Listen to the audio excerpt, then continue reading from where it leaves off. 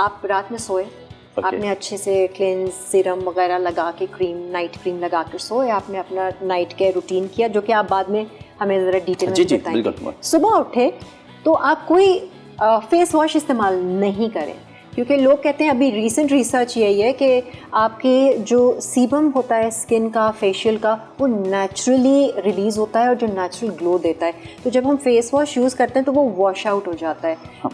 इसके बारे में आप क्या कहें? ठीक है, अच्छा देखें, आपकी जो रिसर्च है बहुत अच्छी है और इन्फॉर्मेशन काफ़ी हद तक बहुत इम्प्रूवमेंट भी है।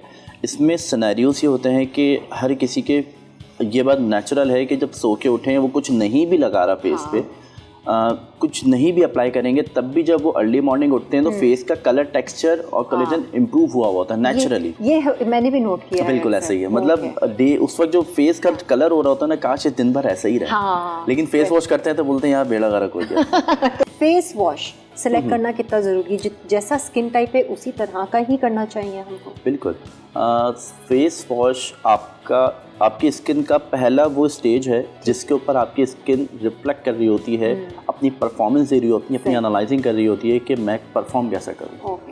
आपकी ऑयली स्किन है, ठीक है, तो आप vitamin C for the glutathione based face wash use करें। अच्छा। ग्लोइंग अफेक्शन बहुत अच्छा आएगा नेचुरली, इवन टोन भी करेगा। बिल्कुल, ईच एंड एवरीथिंग।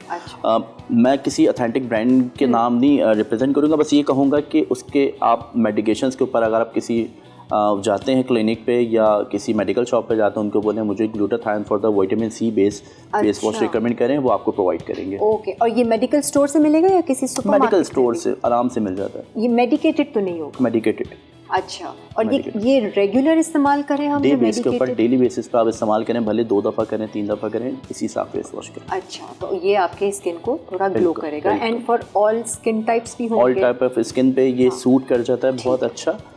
2 स्किन ऐसी हैं जिनके फेस वॉश बिल्कुल डिफरेंट है, बाकी जितनी भी स्किन है ना उन पे ये वाला फेस वॉश सूटेबल है। और 2 कौन सी स्किन टाइप है? सबसे पहले एक्नी स्किन, या आप मुझसे ज़्यादा इन्फॉर्मेशन सही है। एक्नी स्किन के ऊपर जो है salicylic based face wash use करें, दैट्स इट। अच्छा, कोई एक्नी के साथ आपकी क्लिनिक पर आता है, आप उसको क्या रेकमेंड करते हैं? सबसे पहले तो हम उनकी रूटीन जानते हैं। अच्छा। अगर उनकी फास्ट फूड का इंटेक बहुत ज़्यादा है तो हम बोलते हैं कोशिश करें इसको कंट्रोल करें। इस वक्त एनवायरनमेंट में जो प्रोडक्ट यूज़ हो रही है वो सही नहीं है, जो हम खा पी रहे हैं, तो फास्ट फूड को थोड़ा कंट्रोल करवाते हैं, पहला स्टेज। सेकेंड स्टेज उनका हम करते हैं एक्नी ट्रीटमेंट पहले।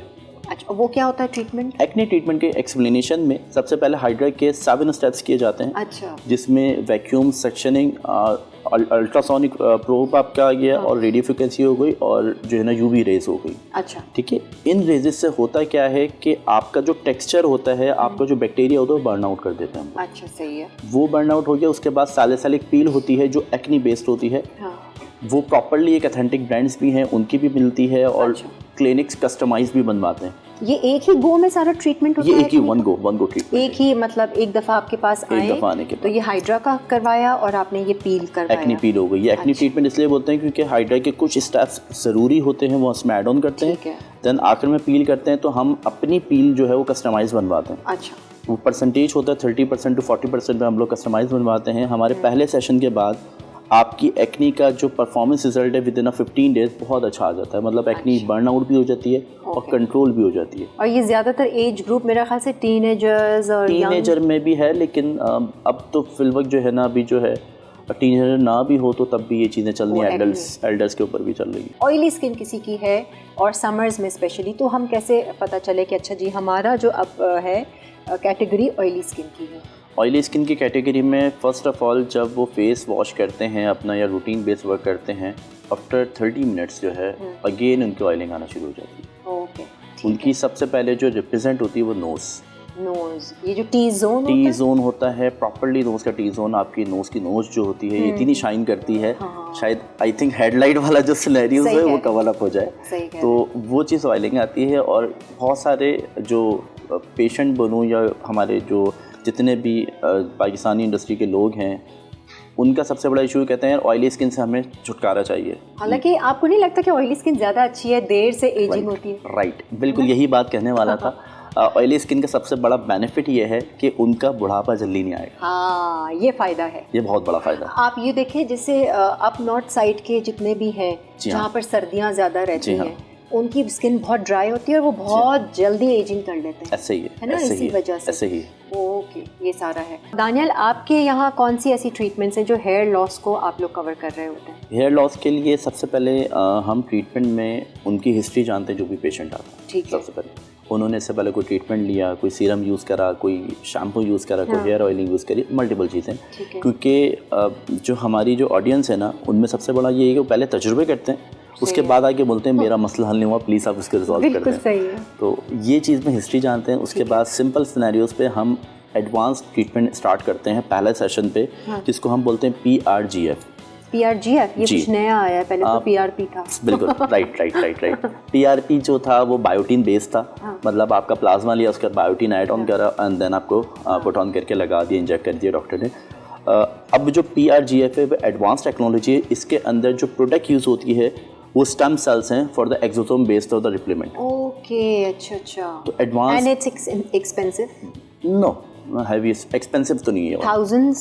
thousands of look like a 7,000 to 8,000 rupees each session. Okay, ठीक है, that's fine. ये वाली इंजेक्टेबल प्रोसीजर है, थ्रो प्लाज्मा ही होता है। ठीक है।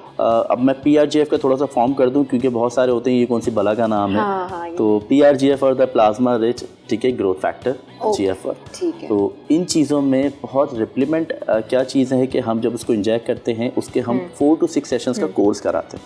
अच्छा, 6 sessions? 4 to 6 sessions, depend skin type या हेयर लॉस टाइप के क्या हेयर ग्रोथ अच्छी हो जाती है 100%। उसमें सबसे पहले तो आपका जो फॉलिकल एरिया है, आपका जो ग्रोथ एरिया है, उसको कंट्रोल किया जाता है कि हेयर लॉस हो क्यों रहा है। ठीक। उसके सेकंड स्टेज के ऊपर हेयर की जो आपकी हेल्थ डिस्टर्ब है, बहुत ज़्यादा बेबी टाइप के हो गए, सॉफ्ट हो गए, रूखे हो गए, उन चीज़ों को इम्प्रूव किया जाता है। अच्छा। थर्ड स्टेज के ऊपर आपका जो हेयर लॉस हो गया, उसके बाद जो आपका जो ग्रोथ खाली हो गया है, वो रिफिल हो रहा है या नहीं हो रहा है। अच्छा, ठीक है। तो ये 4 to 6 सेशंस में ये चीज़ रिकवर होना शुरू होती है। ओह, ज़बरदस्त। बस मैं ऑडियंस को सिर्फ ये बताना चाहता हूँ कि जब आप कोई ट्रीटमेंट करवाते हैं मेडिकेशंस के ऊपर, तो थोड़ा सा तहम्मुल रख के काम करना पड़ता है। लोग बोलते हैं भाई 2 सेशन कराओ मुझे रिजल्ट आ जाए, पॉसिबल नहीं है। आपकी एक 10 साल 15 साल की जर्नी है, वो कवर होने में तकरीबन 2 से 3 महीने तो लेती है ना, मिनिमम बोलो, मैक्सिमम नहीं। कंसिस्टेंट रहता होता है, और जो आपको प्रिकॉशंस दी जाती है उसके ऊपर अमल करना होता है। अच्छा, सही। वो सारा कुछ आप लोग गाइड करते हैं? 100% वो गाइड होता है। और हमारी जितनी भी कंसल्टेंट, जितनी भी ब्रांचेस के अंदर बैठी हुई हैं, उनकी प्रिकॉशंस में एक चीज़ होती है, ट्रीटमेंट आप जब लेंगे, ठीक है, जब आप हमारी प्रिकॉशंस पे अमल करेंगे, अदरवाइज हम ट्रीटमेंट का मना कर देते हैं। ओह, ओके। क्योंकि आपकी ब्रांड वैल्यू आपकी परफॉर्मेंस है। बिल्कुल सही है। तो फिर आपका नाम भी तभी आएगा ना, वरना तो लोग कहेंगे देखो जी इनका ट्रीटमेंट किया और हुआ नहीं। बिल्कुल, ये वाली बात।